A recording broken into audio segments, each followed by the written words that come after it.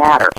You know, what lies beneath the surface governs the impact you make on your world, and how you live your life, you know, the quality that you bring to your own life and the lives of others. So that's the kind of thing I like to talk about here on Wicked Naked. I'm very pleased tonight to be bringing in a guest here in a little bit. I will be chatting with author Deborah Parmley. Deborah has written some romance novels. We'll be talking about her writing, her life, and the impact she makes on her world. So stick around, guys. Probably 10, 12 minutes from now, we'll be bringing Deborah onto the show, and she and I will have a chat and share a little bit more about our lives. So you guys know that I'm a published author, and I know I can hear the collective eye roll all the way up here in upstate New York. Good grief, she's going to talk about her books again. But you know what? Being an artist is a beautiful, beautiful thing. It really is, because we don't write. You know, it's very satisfying to be an artist.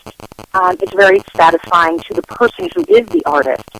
But the greatest gift is to be able to share that and to make an impact on someone else through our art, whether we are painters or we are writers or poets.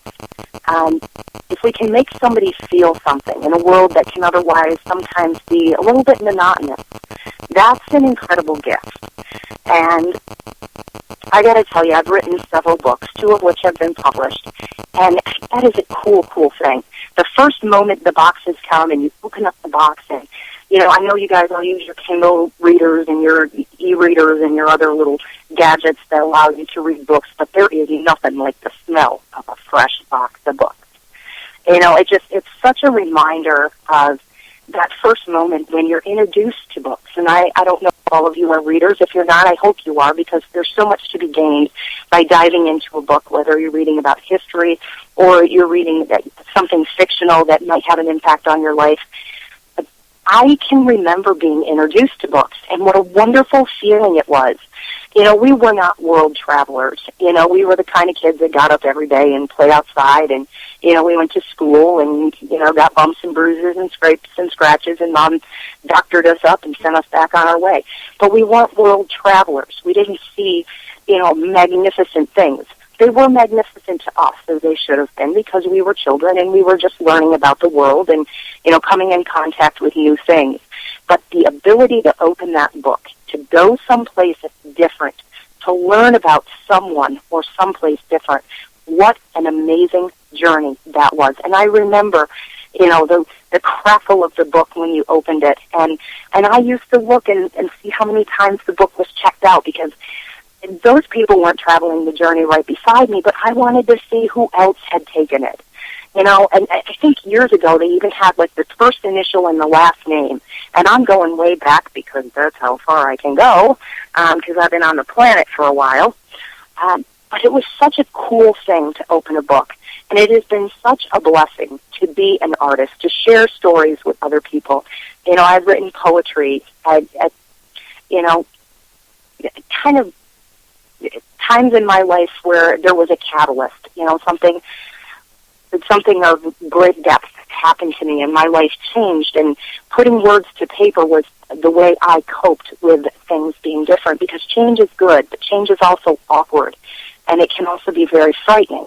And being able to apply, you know, the words to the paper and go back and read through and maybe come to terms with that change a little bit, it was a great blessing for me to be able to do that.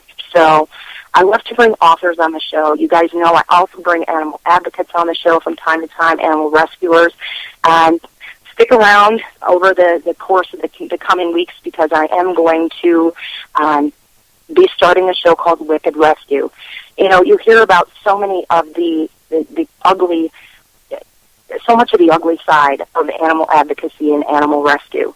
And unfortunately, sometimes that's the stuff that makes the news.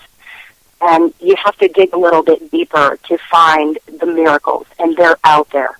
You know, if you participate in social media, my mother thinks it's the devil. I disagree. I'll tell you, I've connected with a lot of, just really awesome people. I keep using the word magnificent. I don't know why. Maybe I saw the word magnificent somewhere along my travels in the last couple of weeks, and that is just the word of the night, is magnificent. So You don't go to a website and key it in and maybe you'll win a trip. But just so you know, the word of the night is magnificent if you're playing along here. But, you know, I got to tell you, I've seen some very, very cool things, and it has inspired me to want to launch a different show called Wicked Rescue and talk about, you know, the beauty of animal rescue, because there is such an intense beauty to it. You know, there's an ugliness that causes the need to rescue. There is, and it's undeniable. We see it every day. It breaks our hearts. It makes us question our very humanity. But there's a beauty to it also. You know, when people rally together to save an animal, when people rally together to save, you know, recently I had the opportunity to network with some folks in downstate New York who were trying to place 10 cats into homes because their caregiver, their mommy, their human mommy, is in the end stages of battling cancer. And to see these people who are complete strangers get together and network and campaign, and these cats found homes, and it's because people cared and they worked together. And that's a really, really cool thing. One of the very negative things that's in the forefront of the news lately is the frequency in which our domesticated pets are shot, and unfortunately often at the hands of law enforcement. Just this week it happened again, and you know, and it's a delicate subject because a lot of people, you know, I talk a lot about this on social media. I've talked about it on the show. People who listen to the show and network with me on social media, you know, there are frequently some very negative comments. You know, I don't understand, Kat, why you don't respect people in uniform. It's not about respecting or not respecting people in uniform. I don't believe, and you're welcome to disagree with me, I don't believe that there's any uniform or any position that commands respect. Guys, I believe that respect is earned. And when you're going out there, I don't care what you're wearing, I don't care if you're wearing a badge, but when you do disrespectful things, when you disrespect that position you've been given, when you bring shame to it, I can't respect that.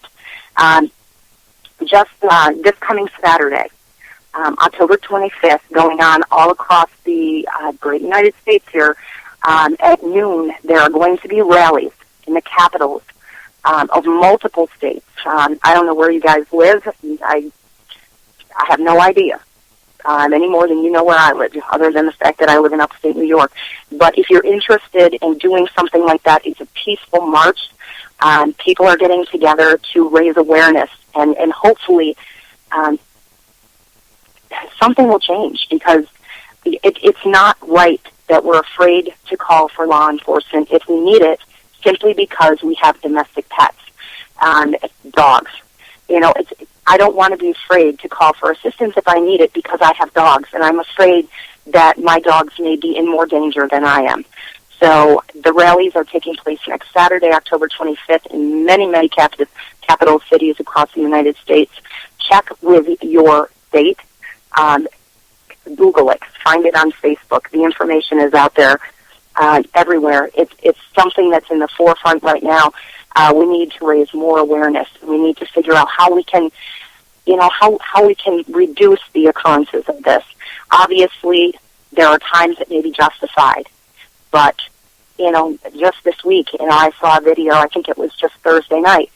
You know, with at the risk of, you know, not using literary finesse here, you know, an officer using kissy sounds, and if you have a pet, y'all know what that means, to actually befriend the animal before shooting it. And it's just not acceptable. That kind of thing shouldn't happen. So just in a few minutes here, I'm going to change the topic entirely. I'm going to go back to talking about artists and their contributions, and I'm going to bring on Deborah. Actually happen to be looking at a poster right now with the name Barbara written on the back of it. So, Deborah, I'm sorry, I actually really do know your name, so when I bring you on, I will introduce you directly. So, I love the opportunity to meet other artists. You know, artists we're a unique group of people. I don't know if everybody is as time-challenged as I am, but, you know, I very much like the person I've become. You know, I feel I make a good contribution to my world. I network with a lot of really cool people, and I stand up for, I think, some very important things. All of those things that make me like myself don't come in a perfect package. They come in this one. This one can't tell time. I managed to start my show relatively on time. I am punctual on occasion, but I try to tell everybody I'm worth the wait. And that isn't being narcissistic. That's not being arrogant. But when I get there, I will do what I've come to do, and I will make you glad that you asked me to come along. So, but all of those things, all of those quirky things, that is what makes up artistry. And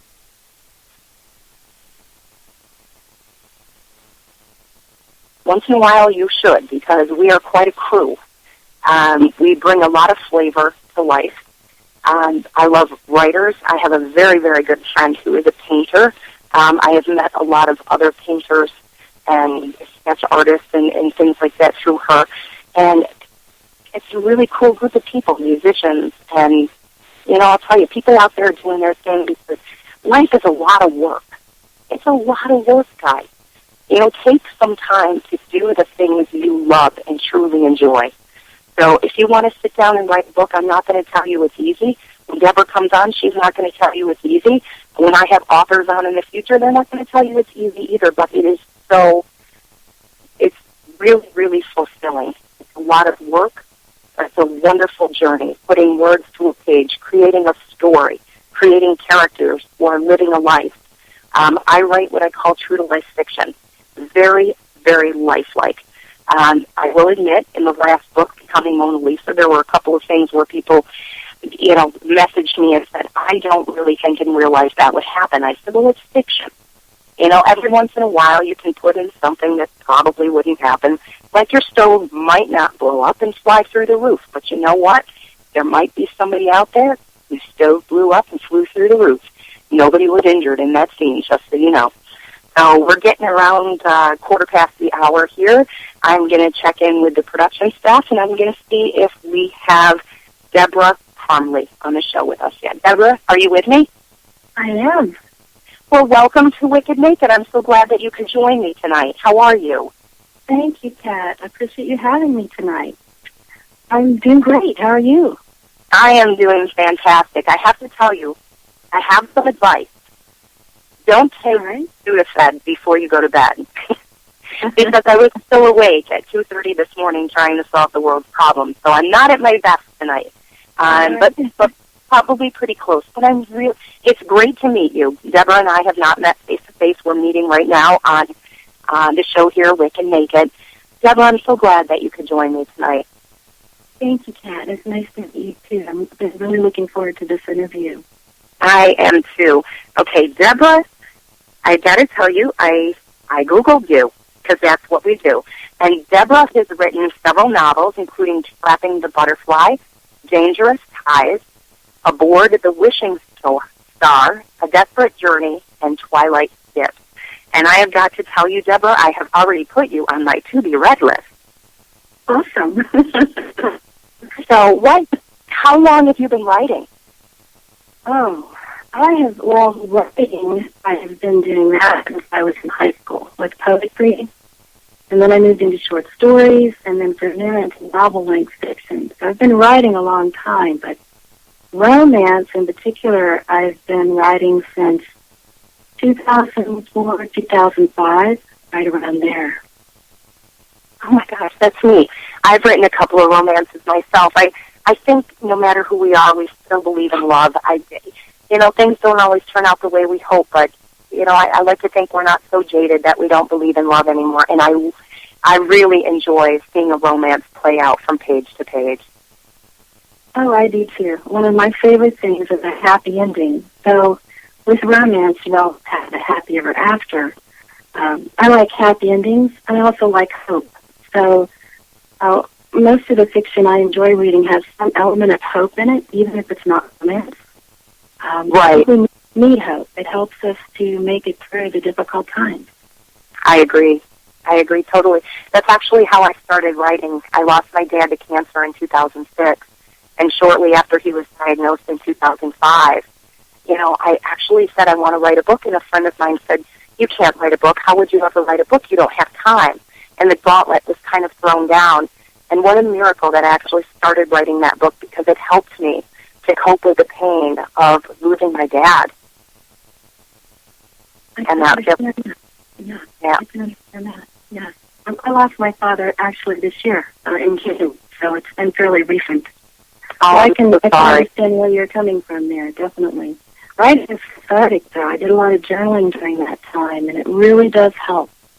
I highly recommend it to anyone going through a tough time.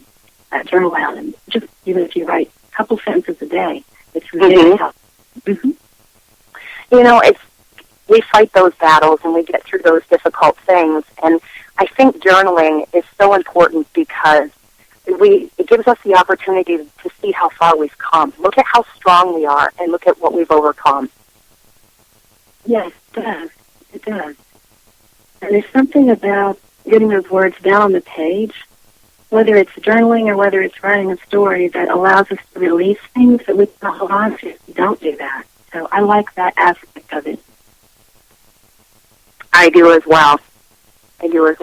And, you know, I think you can take pen to paper or tap the keyboard like most of us do nowadays, and we can tell the story again and again, because oftentimes, no matter how great our support staff might not want to hear the story again and again.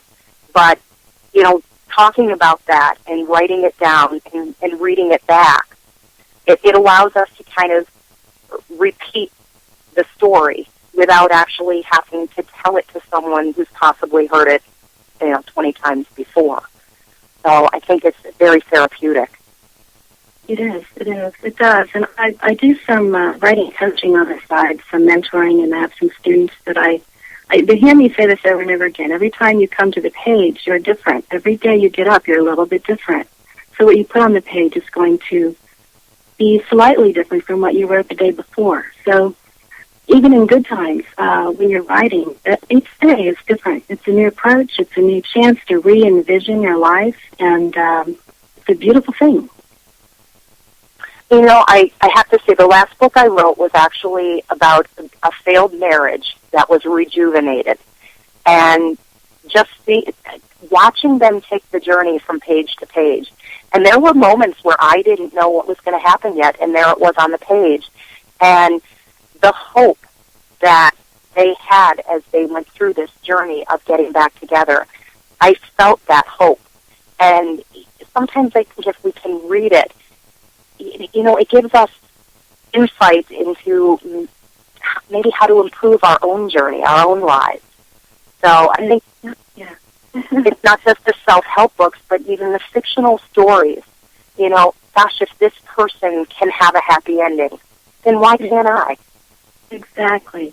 I love to hear from my readers, and a couple of my favorite letters have said, the two Westerns that I have out, they start with women who are in difficult circumstances, but they don't end up in that same place. They grow, they change, they become stronger, and it really just broadens my heart when I get a letter that says, I could relate to that story and that helped me. And that's one of the most beautiful things about writing and having books out there, is that in a piece of fiction, we can relate to the things that we experience in our lives that they're experiencing in their lives in the pages of the book. So it's a way of escaping, but also experiencing along with that character, and maybe even learning and growing with them. Exactly. Because every day we have the opportunity to change the direction of our own story. Yes. Yeah, because life it can be difficult. I mean, you recently lost your dad, and, the difficult times, sometimes make us feel weighted down and as if we can't move forward. And I agree with you wholeheartedly, Deborah, that, seeing, despite the fact that you're seeing a fictional character, you're seeing them grow and overcome adversity and believe that something better is coming in the days ahead. And sometimes I think that helps us to believe the same thing about our lives that are certainly not fictional. Yes, exactly. I've been having a lot of fun. I wrote Trapping the Butterfly is my newest, and that one's set in the 1920s. And I've had a lot of fun with that one because it's my youngest heroine ever. She's 17, turning 18, and in that era when women were losing the corsets and cutting their hair, it was such a freeing time for women. It fascinates me. That era fascinates me because of that. And I have a lot of fun writing that story, so it's going to be interesting to see how the younger readers react to that, if they can relate to it, and I'm kind of waiting to see how that does. But I had so much fun writing that one, and it's a departure from the Westerns because the Westerns are about women from difficult circumstances. They're older women and in their 20s, and just a different type of heroine altogether. So I'm having fun experiencing that new aspect of writing to see, how that does with my readers and what they think. You know what? Actually, I think that is a fantastic story because we're certainly not oppressed like we were, nearly 100 years ago. But I think a lot of young women now are oppressed by bullying and, fear of being an individual because, that fear of being persecuted, so to speak, by your peers in the form of bullying. And I think that could be a really great story with a big impact on a young reader. Yes, I agree.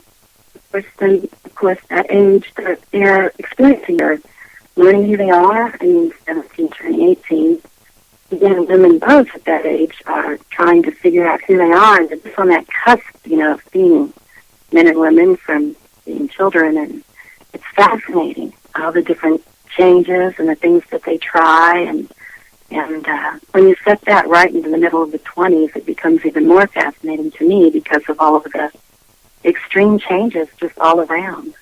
Mm-hmm. Most people think of the 20s as being gangsters, and there is a gangster in there. Al Capone's in there, actually, in the book. It's not all about the cocktail and shooting everybody, and it's not all about the Valentine's Massacre and all that. Everything that we experience today, every age, every type of person existed in every era, so it's kind of fun to look at it from more of a teenage point of view. They're obviously not running around with Tommy guns, but they're experiencing that era. So I had a lot of fun with it. Oh, that's great. Well, it should be fun. There are times that it's a lot like work. When you're trying to segue into a next section and you can't quite get there, and the writer's block sets in, and life affords so many distractions. That it's easy to get pulled away and not have to cope with that writer's block. So when it's really flowing and it's really fun, that is just a celebration. Oh, it is. Yeah, my last book was a comedy, and I was in a really dark place, and I will tell you, I came out of that laughing because I had the book and the story and the characters, and I had this new fictional best friend that was seeing me through every difficult day, and I was watching her zany activities, and it's a real joy. It really is. I've never had any writer come on. I've never met a writer who made it sound like, oh, it was just work. We really and truly love what we do. Yeah. I did a panel once with a fellow author, and they teased us afterward. They said her muse had a whip, and mine was, like a playful child. Mine is very playful.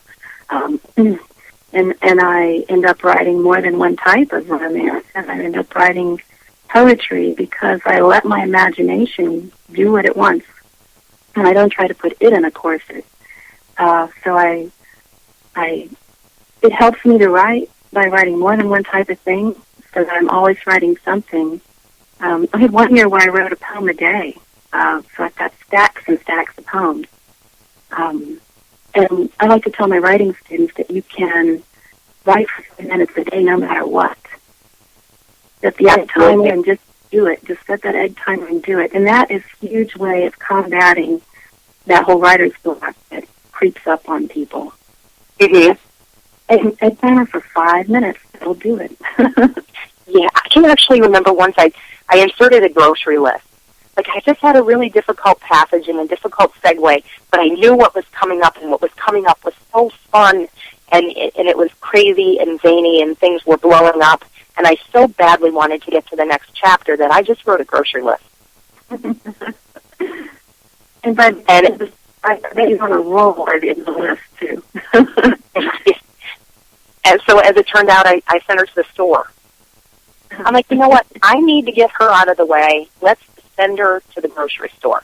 And, I just kind of got her out of the way, and I was able to, kind of flow easily into the next section. Yeah. Deborah, what are you working on now? Are you working on a new novel? Well, actually, I have some new exciting things coming out. I signed with a third publisher. I've signed with 6 ratings, and I have a short story coming out in January called A Change of Scenery. And that one is set in an airport and has a futuristic little bit of futuristic set into it. So they're looking at some other stories I have. I can't talk about those yet, but I am getting ready to... I write in more than one story at a time. I bounce around. It's another way to prevent writer's block for me. So I have one I've started that's another 1920s novella, and then I have another Western that my Western readers have been kind of fussing at me to send them another one. So I've got a third one I'm working on. And I bounce around, so it keeps it fun for me to... I don't have a frustrating day, because if I get frustrated on one, I'll step back. And I'll say, okay, well, just sit for a while. I'll get back to you, and then I go to the other one. So that helps a lot. I agree. Because, I'm thinking back to what you said, earlier in our chat, every day is different. You kind of have different mindsets on different days. And, there are days we might want to write comedy, and there are days that we might want to write something just deeply insightful because, that's what we need to do to cope with how we're feeling on that particular day. So I think having multiple works in progress, lets us do that. And it also, like you said, it combats the writer's block. Because if something's not coming, Right. And movement helps, too. I love the story of Dr. Seuss writing Into Things That I Saw on Mulberry Street, because he wrote it on a train. And the movement of the train, that pattern is, and you think that I saw it on Mulberry Street, that pattern is in the language of the book. And I've noticed when I'm driving, things come to me, or if I'm traveling, and I've written on a train before, and I've written on a plane, and, it's just something about moving, getting away from the computer, and getting up, moving around. It gets things going again. The energy of that gets the movement of the story going again. Mm-hmm. I absolutely agree. I've not yet written on a plane. I considered it the last time I flew, but I hadn't flown for a while before that. So I was actually a little apprehensive about flying, and of course I happened to fly out. Well, there's nothing like we're pausing for de-icing to shake you up a little bit. Right. You're flying through a blizzard. And yeah, I thought, I'm I'm not even going to try. I'm just going to sit here and focus on landing safely. Right. I can understand that. I used to be afraid to fly, and you wouldn't want to have sat next to me back then, because I would have tried to grab your hand and clench it. But I got over that. I've flown a lot. I used to work as a travel consultant, and I've set foot in 13 countries now, so in various ways. So I got really used to flying, and it doesn't scare me like it used to. But ice on the wings, that one would definitely make me nervous. So that's very understandable. Yeah, we were fine, and actually everybody was, when I realized that everybody else was okay with it. It was morning, and we were all going somewhere, and, the folks in the row across from me were going on vacation, and, it was a jovial setting. So it was hard to stay apprehensive because nobody else was worried. It was like, I think it's something, if everybody thought something bad was going to happen, I think they probably wouldn't be chatting, so animated right now. So I just relaxed, and I got there fine, and I was going to visit my daughter, who lives a long way away from me. So that was enjoyable. It gets easier. It does. Yeah, you get past their fears, and it gets easier the next time. Mm-hmm. What are you working on now? What story are you working on? I am actually, I have 4 works in progress. So, but I work 2 jobs. I work in the real estate industry, and I'm also a freelance writer. I do freelancing, and I write pet-related articles. And I also lead a very busy life with my family. So right now, I have 4 things in process, and I have got to tell you, I haven't looked at any of them in a month. Wow. So it's painful to be the writer who's not writing. It is. Yes, it is. Very much so. Yeah, I have a standing joke in my full-time workplace that this work thing takes a lot of time, and it really does. But I'm looking forward to getting back to. I don't know if you were listening in to the beginning of the show, but I'm a very passionate animal advocate, and the amount of evil and the lack of human kindness in our world is really, I have a very hard time dealing with that. I find it frightening to think that we live in a world where, kindness is no longer expected. We're surprised if someone is kind to us. We're surprised if someone does something that is truly humanitarian. And I'm really considering going back to what is actually a thriller novel about a young science prodigy who believes he has come up with a way to identify the evil in mankind. And he does it from a very humanitarian standpoint. Like, I really want to help the world. But unfortunately, if someone could actually do that, if they could isolate what causes man to think evil things, of course, there's always the possibility that someone with evil intentions could get a hold of this person. So I'm really kind of migrating toward that story, and I think that's the one I'm going to really work on next. Because I love to write fun novels. I really, really do. And I think the comedy I wrote, people just said it was a laugh out loud good time. But I really want to make people think about their world. And you want to write fiction that makes a difference. Mm-hmm. Yeah. I can see that. Yeah. Yeah. There's I can't remember the saying that we have a dark side and a light side, and something about feeding the one or you feed the other. Right. And I think people's tolerance of pretty much every little thing has created the build-up to allowing more and more negative behaviors, just like the bullying. There's maybe one bully in a crowd, but there's the people standing around allowing the bully. Right. So that's what makes the bully act out even more. So we have to stop standing around. That's the thing. We have to say that. When you turn a blind eye, you're just enabling. Exactly. You have to say, that's not acceptable to me. That's just not cool. Stop it.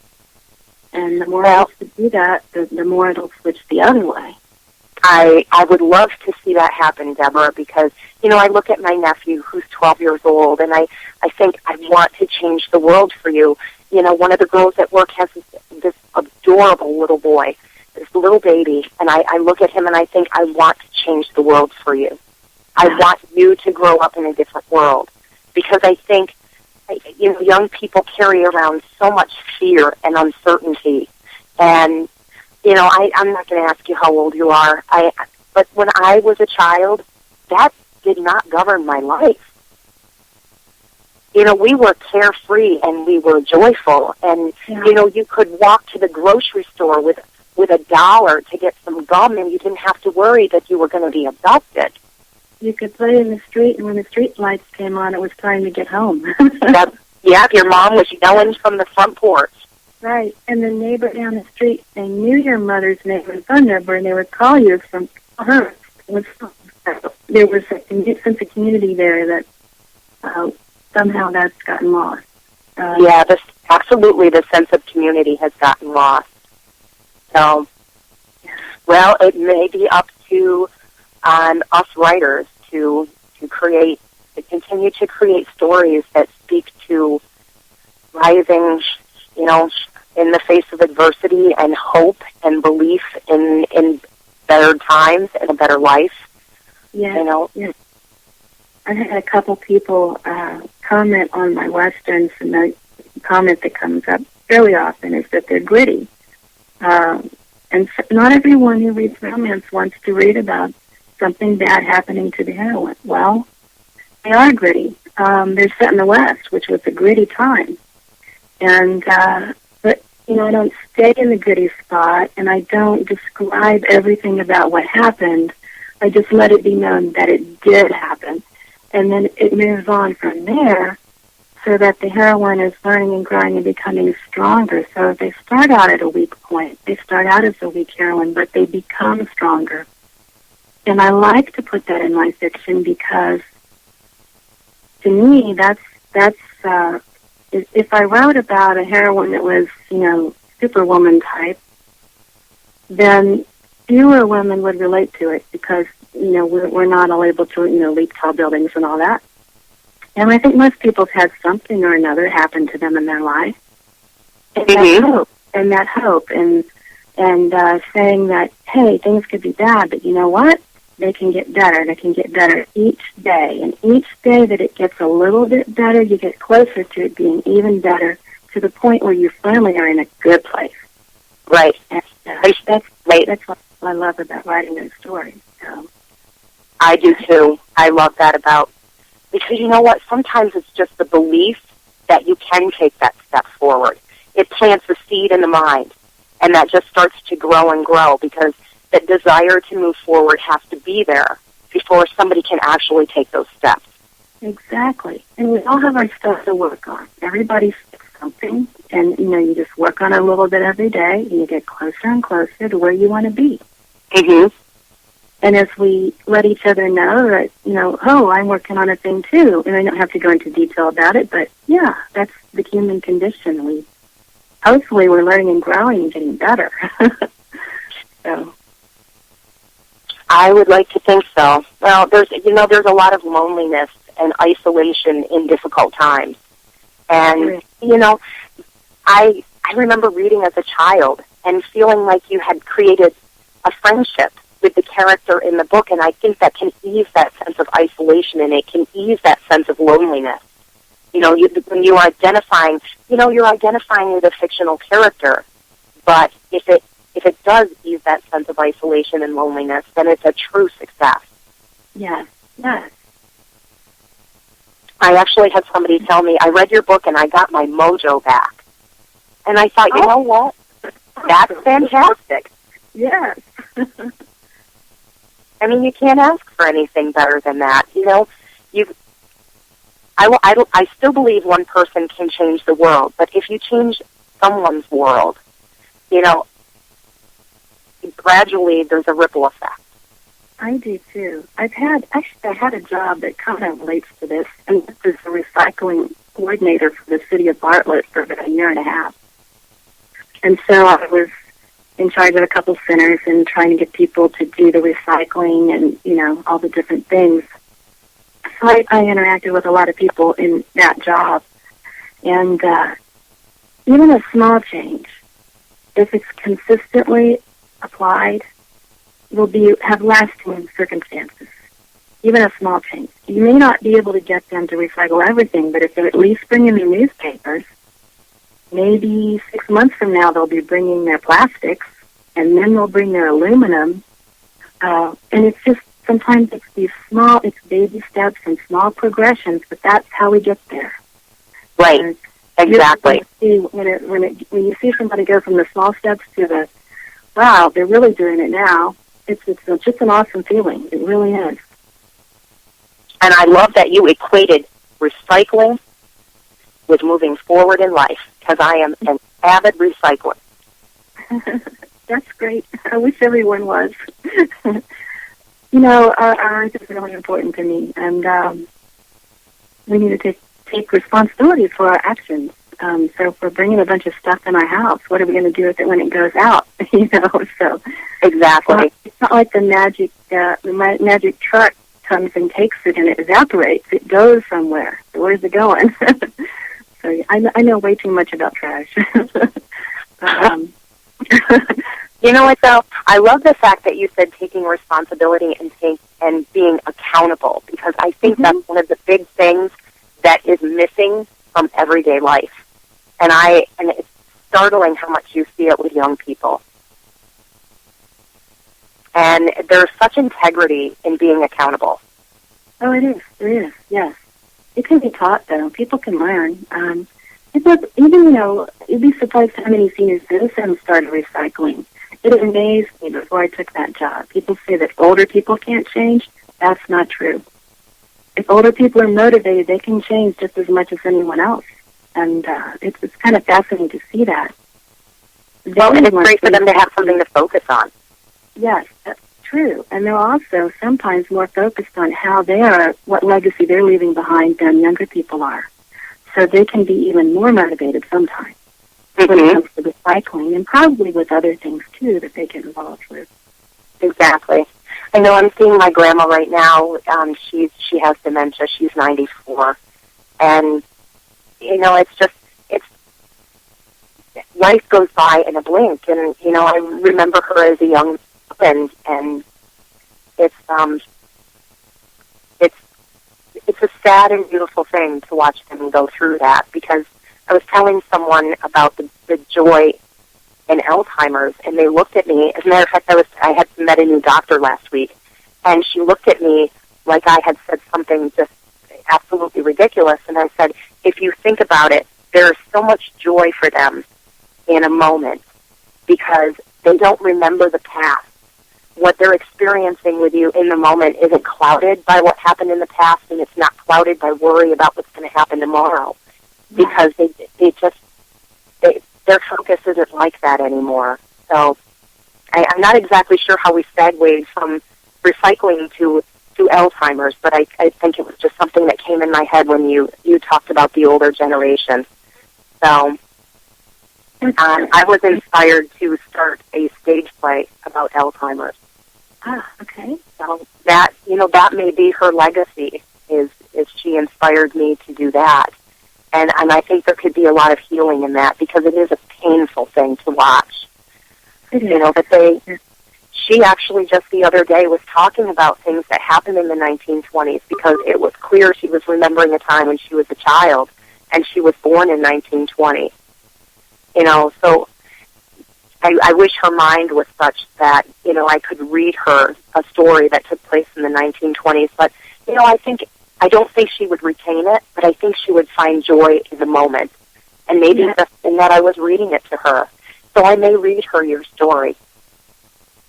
I think that would be a wonderful thing to do. I think she would really like it. My father had dementia. He didn't have Alzheimer's, but he had dementia. Word to ear anymore. He used to read the newspaper daily. He was a newspaper man. But he still enjoyed having the newspaper read to him.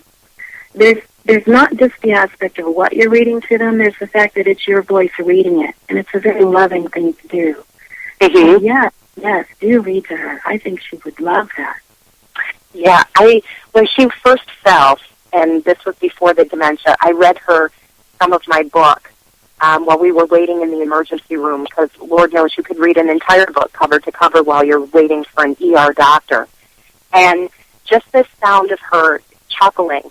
And, you know, there were a couple of places where there was some colorful language, and, you know, I I definitely put, a kind of a 93-year-old editing on that, I'll say. That was not suitable to read to someone who was 93. So I edited it for the grandma reader, and she just loved it. She says, "How do you do that? You just make up all these stories." And she was just fascinated by that. Oh, that's wonderful. What a memory that you have now. Yeah. And actually, how great it was that we had this chat tonight, because that made me remember when I did that for her. And, she was scared because she had fallen, and she was dizzy before that, so she was very nervous. I think it's very frightening to be 93 and your body is changing, and, you don't remember. And at the time, she knew she didn't remember. So at that point, she knew she was having difficulty remembering. She didn't actually have dementia or Alzheimer's yet, but she was starting to fade a little bit, and it was a scary time for her. And I think laughter is so healing. And I just remember the sound of her chuckling, and, and it was very sweet that, she was proud that I had written a book, and, just to make sure she knew that it was me, I flipped it over and I showed her my picture, and, oh, that's a very nice picture. But I was going to try to explain Photoshop to my grandma.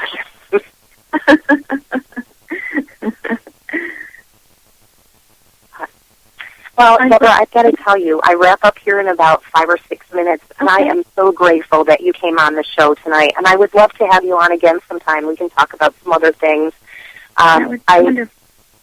It reminds me of the joy in writing and the beauty that we create when we do it. So I'm so grateful that you came on tonight, and I am really, really looking forward to reading. Which one did I mark as number 1? I put down Trapping the Butterfly, and I think that's what you said is the 1920 story. So I'm excited to read that.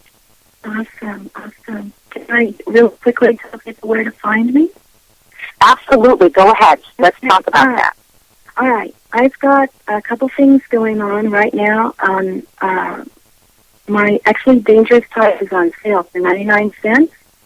It's only on sale this weekend, and you can find it on Amazon.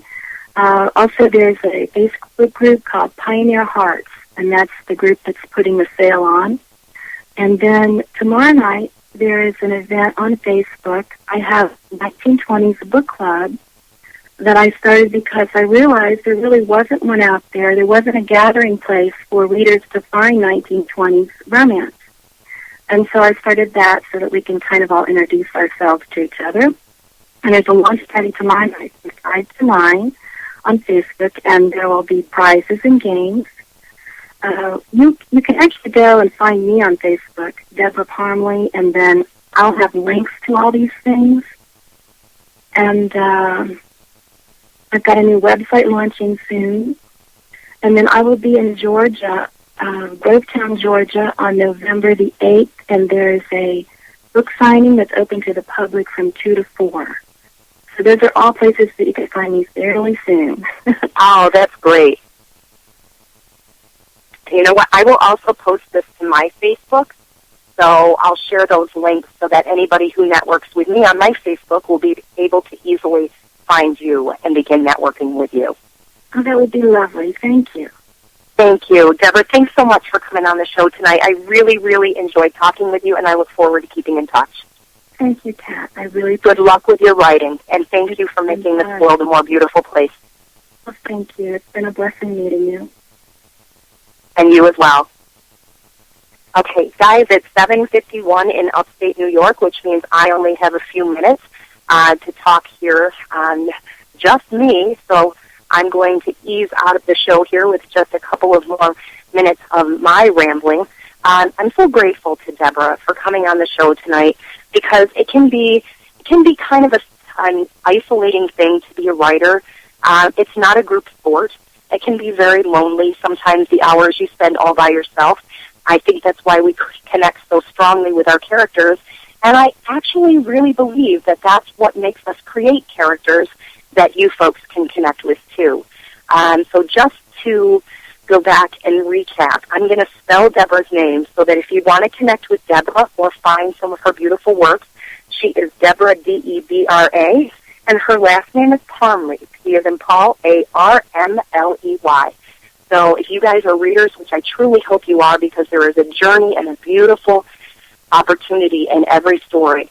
You know what, I would encourage you to go to Amazon or to connect with Deborah on Facebook and learn about her works.